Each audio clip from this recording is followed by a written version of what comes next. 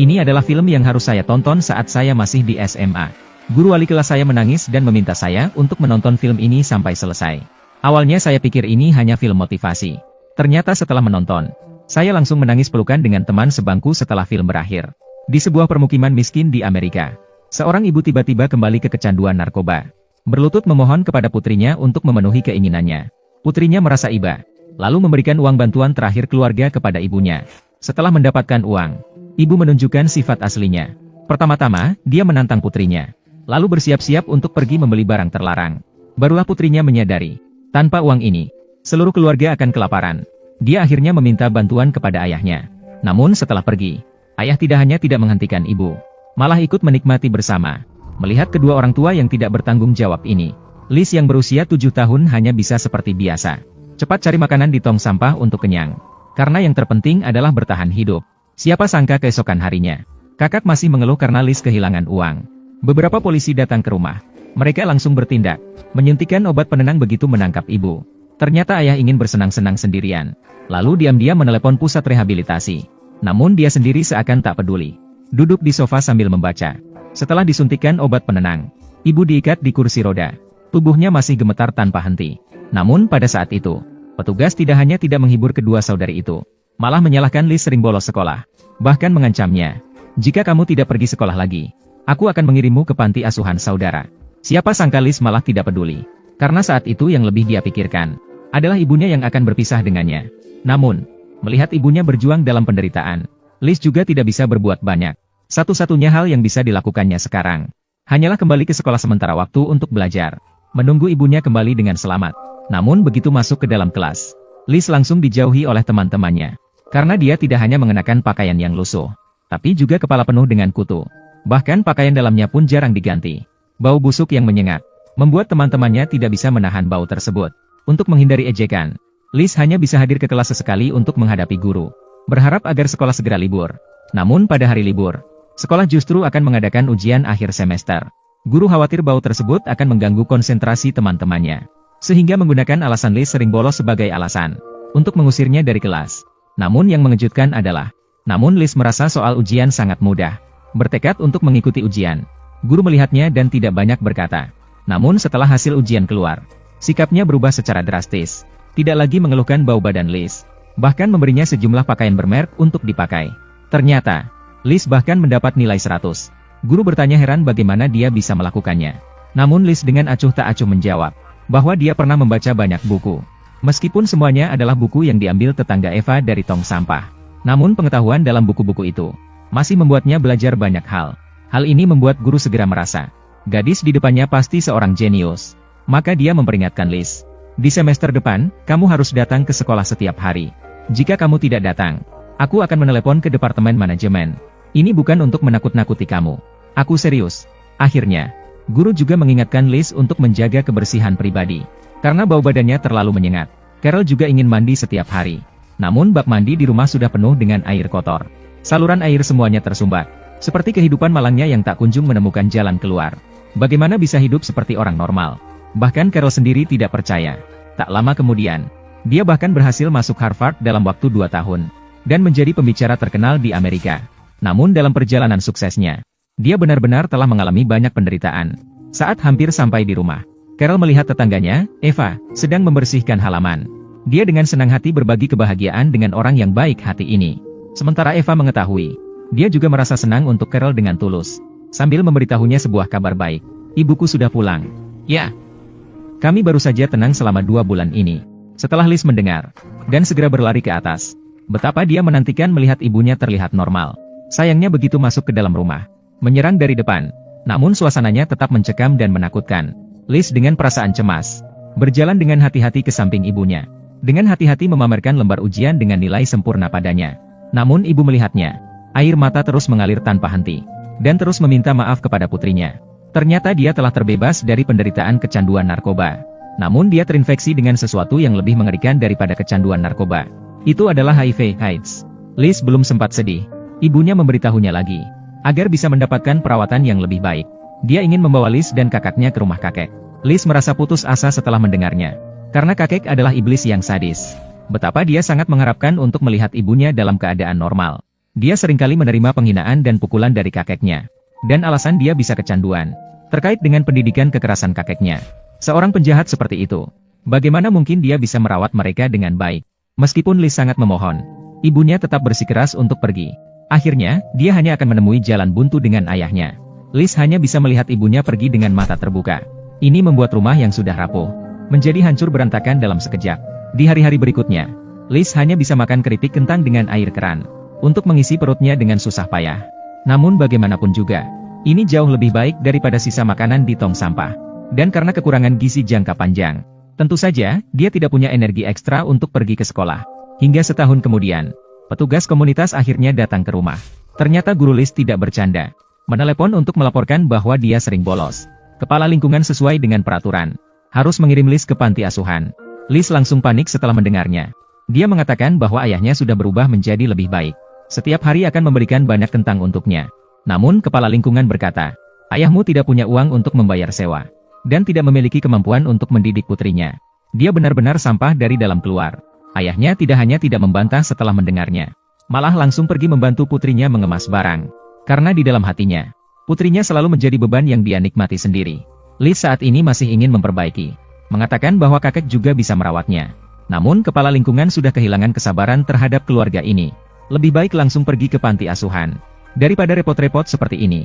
Dalam sekejap, barang bawaan Liz sudah diatur dengan baik. Kepala lingkungan tidak ragu sedikit pun. Dia didorong keluar pintu. Pada saat ini, mata Liz sudah penuh dengan air mata. Dia menatap ayahnya dengan sedih dan tanpa harapan. Namun yang diterimanya akhirnya. Namun tatapan ayah yang asing dan dingin. Yang menyedihkan adalah, gadis yang seharusnya memiliki kedua orang tua, malah menjadi yatim piatu di negara paling maju di dunia. Menjadi yatim piatu sepenuhnya. Saat baru tiba di panti asuhan, suasana putus asa langsung menyelimuti Liz. Meskipun terlihat bersih dan rapi di permukaan, namun sebenarnya, lebih mirip penjara wanita. Hari pertama tinggal di sana, para gadis bertengkar di depannya. Kekerasan mereka tidak kalah dengan anak laki-laki. Pemandangan berdarah ini membuat Liz ketakutan hingga sulit untuk pulih. Untuk melindungi diri, dia harus menanggung pekerjaan kotor dan berat sendiri. Para narapidana wanita yang kasar. Bagaimana mungkin untuk melewatkan gadis baik ini begitu saja? Sebuah mangkuk sup panas yang mendidih. Itu adalah sambutan paling ramah baginya. Dan kepala panti jompo semakin tidak masuk akal. Tidak hanya mengabaikan pelecehan yang dialami Liz, bahkan menganggapnya sebagai gadis bermasalah. Setelah dihina dan dihujat, Liz dihukum untuk membersihkan kamar mandi. Tanpa disadari, perang antara gadis-gadis semakin memanas. Serangan fisik sudah ketinggalan zaman bagi mereka. Untuk menyelesaikan lawan sekaligus, harus menggunakan serangan kimia seperti pemutih. Campurkan langsung ke dalam sabun mandi. Setelah mencampur, jangan lupa untuk mengocoknya. Kemudian diam-diam letakkan sabun mandi kembali ke tempat semula. Lalu bisa bersandar dan istirahat sejenak. Tunggu sampai lawan mandi dan kemudian oleskan ke tubuh sendiri. Setelah teriakan yang menusuk hati, pelaku kekerasan akhirnya bisa pergi dengan puas. Lizie yang bisa menyaksikan semuanya sepanjang perjalanan akan menderita. Bayangan psikologis yang besar akan selalu menyertai kehidupan tragisnya. 7 tahun berlalu begitu saja. Lizie akhirnya memperoleh kelayakan untuk dibebaskan. Pada saat itu, dia sudah jauh lebih matang. Agar bisa hidup bersama ibunya di masa depan, Lizie berhasil mengatasi ketakutannya. Dengan berani dia pergi ke rumah kakeknya. Namun sebelum masuk ke dalam rumah, kakak perempuannya bergegas turun ke bawah dan memberitahu Lizie sebuah berita baik. Kita hidup cukup baik, tapi jangan terlalu berharap. Orang itu hampir mati. Melihat ekspresi dingin kakaknya yang ekstrim, Lizie jelas merasa tidak percaya. Sebelum dia sempat sadar, ibu dengan gembira keluar. Ibu dan anak langsung memeluk satu sama lain. Segala penderitaan sirna dalam sekejap. Dalam beberapa hari berikutnya, ibu sama seperti orang normal. Setiap hari bersama Liz, pergi makan hamburger bersama, mengenang kenangan lama bersama-sama. Senyum yang lama tak terlihat muncul di wajahnya. Melihat kesempatan yang tepat, Liz ingin membuat ibunya dan ayahnya berbaikan. Keluarga bisa bersatu kembali. Namun ibu langsung berubah ekspresi setelah mendengarnya. Ternyata ayah tidak bisa membayar sewa rumah. Sudah tinggal di tempat penampungan. Barang-barang di rumah juga dibuang. Belum selesai, ibu seolah-olah terpengaruh oleh kecanduan dan melarikan diri dari sana. Rasanya akrab, membuat Liz langsung teringat akan sesuatu, serta mengerti perkataan kakaknya. Meskipun dia tidak ingin menghadapi hasil seperti itu, namun dia segera mengikutinya. Tidak disangka-sangka, ibu tiba-tiba kembali ke kecanduan alkohol. Liz yang sangat kecewa mencari penghiburan. Dia ingin kembali ke rumah sewa untuk melihat-lihat. Di sana terdapat kenangan terindah keluarga. Namun melihat kamar yang kosong, Liz akhirnya mengerti bahwa meskipun dia berusaha sekuat tenaga, keluarganya tidak bisa kembali ke masa lalu. Satu-satunya pilihan yang dimilikinya sekarang adalah melupakan masa lalu, memulai kehidupan baru. Tak lama kemudian, di bawah pengawasan ibunya, Liz kemudian pindah ke sekolah baru, agar tidak dijauhi oleh teman-temannya. Setiap hari dia mandi air panas. Pakaian yang dia kenakan juga menjadi lebih bersih. Namun karena lama tidak bersekolah, Liz masih belum tahu bagaimana cara bergaul dengan teman sekelasnya. Bahkan ketika guru kelas memanggil namanya, itu membuatnya merasa canggung. Beruntung, teman sekelasnya, Chris, membantunya. Liz akhirnya mulai beradaptasi. Setelah pulang sekolah, mereka mulai berbincang-bincang dengan akrab. Dalam percakapan, Liz baru mengetahui, ternyata Chris juga memiliki kehidupan yang tragis. Begitulah, dua orang yang malang yang saling merasakan penderitaan. Setelah pertempuran lumpur yang seru dan menyenangkan, mereka menjadi teman yang tak terpisahkan. Sejak saat itu, mereka sering bermain bersama.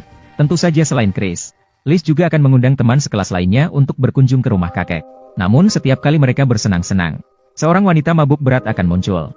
Tidak hanya muntah di seluruh ruangan, dia membuat teman-teman ketakutan dan bingung. Tanpa pilihan, Liz akhirnya harus membantu ibunya bangun dengan air es. Setelah beberapa usaha, hanya Chris yang tetap tinggal. Saat berbincang-bincang, dia menceritakan kehidupan tragisnya. Hal ini membuat Liz yang juga terjebak dalam masalah merasa simpati. Dia bahkan ingin Chris tinggal, dan mengatakan kakeknya sering pulang larut malam. Tidak akan menyadari ada satu gadis lagi di sini. Siapa sangka ketika kata-kata baru saja diucapkan, kakek segera datang dengan marah. Setelah mendorong Liz ke tanah dengan kasar, lalu mengutuknya sebagai provokator. Selalu mencari masalah untuk dirinya sendiri. Liz tidak bisa lagi menahan penghinaan dari kakeknya. Akan segera kembali ke kamar untuk mengemas barang. Namun kakek masih belum selesai dengan kemarahannya. Dengan langsung menambahkan bahan bakar ke api. Itu sesuai dengan keinginanku. Lagi pula, kamu juga sampah. Sama seperti orang tua sampahmu. Begitulah, Liz sekali lagi menjadi yatim piatu dari kedua orang tuanya. Hanya saja kali ini, dia memiliki teman baik Chris yang menemaninya. Di hari-hari mendatang, kedua saudara perempuan mulai hidup mengembara. Ketika lapar, mereka pergi meminta-minta di jalan besar. Ketika lelah, mereka tidur langsung di dalam gerbong kereta bawah tanah. Bagi orang-orang seperti mereka, bertahan hidup adalah yang paling penting saat ini. Keluarga dan sebagainya, hanya bisa menjadi hayalan yang tidak tercapai bagi mereka. Namun bagaimanapun, Liz masih tidak bisa melepaskan obsesinya terhadap ibunya. Begitu ada waktu, dia akan diam-diam kembali ke rumah kakeknya. Sambil merawat ibunya yang lemah, dia mengerti, waktu yang tersisa untuk ibunya tidak banyak lagi. Aku mencintaimu, ibu, aku mencintaimu. Mungkin orang biasa tidak bisa memahami. Menghadapi seorang ibu yang begitu tidak bertanggung jawab dan gagal, mengapa Liz masih harus mencurahkan segala upaya untuk mencintainya.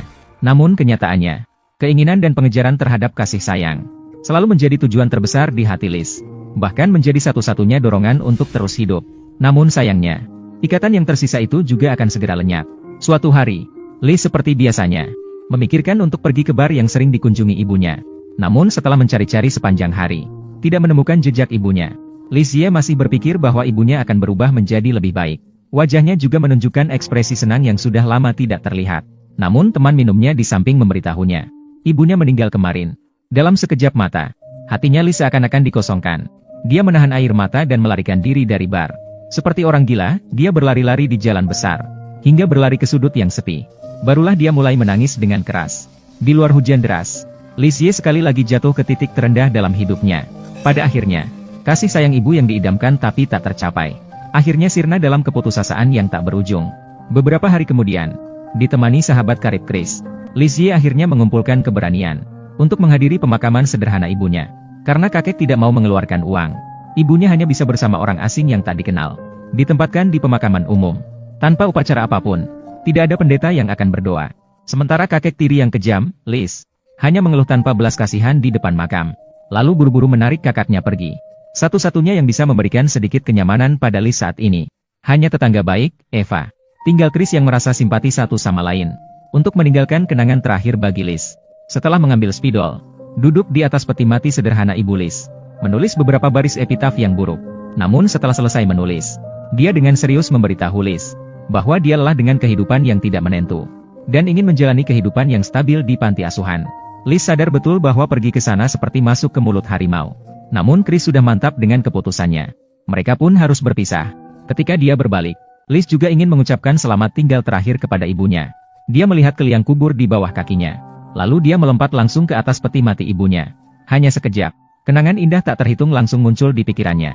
Pernahkah ibunya begitu lembut dan penuh kasih dan harapan yang diberikan padanya? menemani dia melewati ribuan hari dan malam. Namun jalan hidup yang akan datang, hanya bisa dijalani oleh Liz seorang diri. Tiba-tiba, suara gemuruh besar terdengar, menarik Liz dengan keras dari kenangan ke kenyataan. Ditekan oleh pekerja pemakaman berulang kali, dia hanya bisa melangkah keluar dari liang kubur dengan enggan, memutuskan ikatan terakhirnya sendiri. Pada saat itu, dia benar-benar menjadi yatim piatu yang tak punya tempat tinggal. Namun orang yang telah pergi, hidup harus terus berjalan. Satu-satunya yang bisa dilakukan Liz. Namun Liz tidak ingin menyerah, memikirkan masa depan sendiri. Eva kemudian membantunya menghubungi sekolah khusus. Namun karena kemacetan lalu lintas, wawancara pertama Liz terlambat. Untuk benar-benar mengubah hidup yang menyedihkan, hanya dengan kembali ke sekolah, meningkatkan pemahaman diri, Liz menemukan tetangga Eva yang satu-satunya bisa membantunya. Saya tidak ingin menjadi bodoh. Saya akan pergi ke sekolah. Tak lama kemudian, Eva kemudian membantunya menghubungi sekolah khusus. Namun karena kemacetan lalu lintas, wawancara pertama Liz terlambat. Sebelum dia masuk ke kantor, kepala sekolah sudah memulai penilaian terakhir. Asisten di pintu tidak berbicara banyak, secara tegas menolak aplikasi wawancaranya. Bahkan mengatakan bahwa tidak kekurangan siswa di sini. Namun Liz tidak ingin menyerah. Dia memberitahu asisten, tujuan berdirinya sekolah adalah untuk mempromosikan kesetaraan pendidikan di komunitas. Namun sekarang harus menolak seorang gadis yang malang. Saya hanya butuh satu kesempatan. Asisten langsung lulus setelah mendengarnya, memberikan Liz kesempatan untuk bertemu dengan kepala sekolah. Namun apakah bisa berhasil, juga bergantung pada usahanya sendiri. Liz mendengarkan kantor polisi, mengambil formulir aplikasi dan duduk di lorong. Dia mengerti, ini adalah kesempatan terakhirnya. Jika tidak bisa memanfaatkannya, maka akan sulit untuk bangkit lagi dalam hidup ini. Saat kepala sekolah selesai mengajar, formulir aplikasi sudah terisi penuh. Liz tidak ragu sedikit pun, memperjuangkan 30 detik langkah dengan kepala sekolah, lalu menceritakan kisah hidupnya yang menyedihkan. Dia mengatakan bahwa orang tuanya pecandu narkoba. Keluarganya juga hancur berantakan. Dia terpaksa mengembara sejak kecil dan jarang sekolah. Namun sekarang, dia membutuhkan kesempatan untuk mengubah nasibnya sendiri, menuju kehidupan yang lebih baik. Setelah mendengarkan, kepala sekolah bertanya dengan bingung, "Apa yang mendorongmu untuk berubah?" Liz ragu sejenak, sekali lagi membuka luka di dalam hatinya. Dia mengatakan ibunya meninggal karena AIDS. Kenyataan memberinya tamparan keras. "Aku selalu berharap ibuku akan sembuh. Kemudian dia akan merawat saya. Namun kenyataannya, dia tidak pernah merawatku. Malah aku yang selalu merawatnya. Dia sebenarnya adalah anakku. Tapi sekarang dia sudah tiada. Sekarang waktunya kamu merawat dirimu sendiri." Kepala sekolah akhirnya tergerak oleh kejujuran Liz, langsung menyetujui permohonan masuknya. Pada saat ini, Liz seolah melihat masa depan memanggilnya. Kegembiraannya terpancar dari ucapannya. Namun, detik berikutnya, kata-kata kepala sekolah membuatnya terdiam. Karena untuk mendaftar, harus melibatkan ayah. Dan harus mencantumkan alamat rumah dan nomor kontak. Setelah ragu berulang kali, Liz akhirnya menemukan ayahnya di panti asuhan. Mereka tidak bertemu selama bertahun-tahun, tapi terasa seperti dua orang asing yang tidak pernah saling kenal. Tidak ada kegembiraan atau kegembiraan sama sekali. Untungnya, sang ayah masih mempertahankan nuraninya. Setuju untuk membantu Liz menyelesaikan proses pendaftaran. "Aku bahkan bilang kamu punya pacar." "Apa? Aku punya pacar? Eva? Dia bahkan bisa jadi ibuku. Aku hanya butuh alamat dan nomor telepon." Setelah berdiskusi, mereka memutuskan untuk menggunakan informasi dari rumah Eva untuk lolos. Meskipun prosesnya agak berliku, akhirnya semuanya berjalan lancar. Mereka mengira setelah selesai dengan prosedur, hubungan antara ayah dan anak ini pun mencapai akhirnya. Namun melihat putrinya yang tumbuh menjadi wanita cantik, ayah tiba-tiba merasa bersalah. Dia teringat terakhir kali dia begitu peduli pada putrinya, ketika dia berusia 8 tahun. Sayangnya, sejak itu, dia terjerumus dalam kecanduan narkoba. Dia juga sepenuhnya melewatkan masa muda berharga putrinya. Ketika memikirkan hal ini, dia tanpa sadar mulai meminta maaf kepada Liz. Namun, Liz setelah mendengar itu, malah mengatakan kepada ayahnya, "Saya mencintaimu ayah. Jangan mencintaiku, itu hanya membuang-buang perasaan." Sebenarnya di dalam hati Liz, meskipun ayahnya seorang bajingan, tapi dia juga orang yang sangat menarik. Terlepas dari betapa sulitnya kehidupan, dia tidak akan pernah lupa untuk belajar pengetahuan. Hanya saja pengetahuan itu digunakan di tempat yang seharusnya tidak. Satu-satunya hal yang patut disyukuri adalah Liz mewarisi gen ayahnya dengan sempurna. Tidak hanya memiliki kecerdasan yang luar biasa, dia juga belajar untuk menghadapi kesulitan dalam hidup. Setelah mendengar perkataan putrinya, wajah ayahnya menjadi semakin serius. Barulah dia menyadari, awalnya keluarga yang harmonis, dengan istri yang bijaksana dan anak perempuan yang patuh, dia dipukul sampai hancur seperti ini. Saat ini, satu-satunya hal yang bisa dia berikan kepada putrinya, dan hanya contoh buruk yang dia tunjukkan sendiri. Belajar dengan baik. "Aku benar-benar gagal, tapi kamu masih punya kesempatan." Melihat ayah menjauh, Lisa mengerti. Ini adalah kali terakhir mereka bertemu. Setelah itu, prestasi belajar Liz meningkat pesat. Meskipun dia tidak sekolah bertahun-tahun, namun pemahaman dan penguasaannya terhadap pengetahuan melampaui imajinasi orang biasa. Dengan cepat, dia menjadi siswa yang baik di kelasnya. Ini membuat kepala sekolah yang berpengalaman terkejut. Namun tujuan Liz jauh lebih dari itu. Dia ingin menyelesaikan kurikulum SMA dalam 2 tahun. Menyelesaikan kurikulum 4 tahun SMA. Jadi, baik di kelas maupun di kereta bawah tanah, Liz belajar dengan giat. Bahkan saat bekerja di restoran, dia akan menempelkan catatan pelajaran di wastafel. Jangan lewatkan kesempatan belajar apapun. Karena tidak memiliki tempat tinggal tetap, Liz dengan tegas menjadikan kereta bawah tanah sebagai rumahnya. Dengan begitu, dia bisa menghemat waktu pergi ke sekolah. Saat dia gigih mengejar mimpinya. Namun secara tak terduga bertemu dengan Chris yang tidak melakukan apa-apa. Untuk menyelamatkan satu-satunya teman baiknya, Liz juga membawa dia ke sekolah. Pada saat yang tepat, kepala sekolah memberitahu Liz sebuah berita baik. Sekolah akan mengatur kunjungan ke Universitas Harvard untuk 10 besar. Liz terlihat sangat kecewa setelah mendengarnya. Karena dia belum pernah keluar dari wilayah kota New York. Belum lagi Universitas Harvard yang legendaris. Lagi pula, dia tidak mungkin masuk ke 10 besar. Namun kepala sekolah memberitahunya, kamu bukan yang ke-10, tapi yang pertama. Kamu memiliki nilai tertinggi di sekolah. Mendengar semua ini, Liz benar-benar tidak percaya apa yang dia dengar. Dia bahkan mengira dirinya hanyalah sampah. Kepala sekolah melihat Liz sedang sedih. Kemudian mulai memberinya semangat di sampingnya. Dan mengatakan bahwa masuk universitas adalah pilihan terbaik baginya. Bisa mendengar percakapan mereka berdua. Namun Chris di sampingnya terlihat meremehkan. Dia mengatakan bahwa Liz seharusnya sudah menerima takdirnya. Menjadi pekerja sampah saat dewasa juga tidak buruk. Mengapa harus membuang waktu untuk belajar? Setelah selesai berbicara, dia bahkan tidak lupa menatap tajam Liz. Sungguh tidak masuk akal. Keduanya adalah yatim piatu yang menderita. 2 gadis yang saling merasakan kesedihan. Namun memilih jalan yang berbeda di persimpangan hidup. Salah satunya berani menantang takdir. Mengubah hidup yang hancur dengan pengetahuan.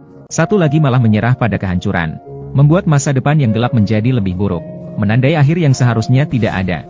Tak lama kemudian, Liz akhirnya datang ke Universitas Harvard yang legendaris. Di sini tidak seperti yang diimajinasikan, elegan dan anggun. Melainkan terasa sederhana di setiap sudut. Memandang ke sekeliling, teman-teman sekelas penuh semangat dan energi. Dibandingkan dengan dirinya sendiri, mereka seperti berasal dari dunia lain. Sebuah tempat impian yang diinginkan oleh Liz.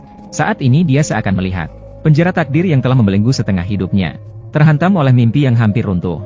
Namun saat penjara ini hampir pecah, Liz malah mundur. Karena tempat ini terlalu sempurna. Sempurna hingga dia tak bisa terima. Hanya bisa dilihat dari jauh, tak bisa dimainkan. Meskipun ini adalah mimpimu, namun segalanya mungkin terjadi. Kata-kata kepala sekolah membuat Liz tersadar seketika. Dia telah terjatuh ke lembah kehidupan bukan hanya sekali. Bahkan hingga ke tepi keputusasaan. Dia tetap bangkit dengan gigih. Dan sekarang segalanya baik-baik saja. Mengapa tidak mencoba mendaki gunung? Sejak saat itu, dia bertekad untuk diterima di Harvard. Namun, kesulitan pertamanya adalah biaya kuliah yang tinggi. Yang diperlukan untuk kuliah. Beberapa beasiswa biasa tidak mencukupi. Ketika dia merasa putus asa, asisten kepala sekolah memberinya kesempatan. Itu adalah beasiswa terbaru yang diterbitkan oleh New York Times. Peserta harus menulis esai tentang mengatasi kesulitan. Sesuai dengan persyaratan. Jika lulus, mereka akan menerima $12 setiap tahun. Selama 4 tahun. Meskipun persaingan ketat.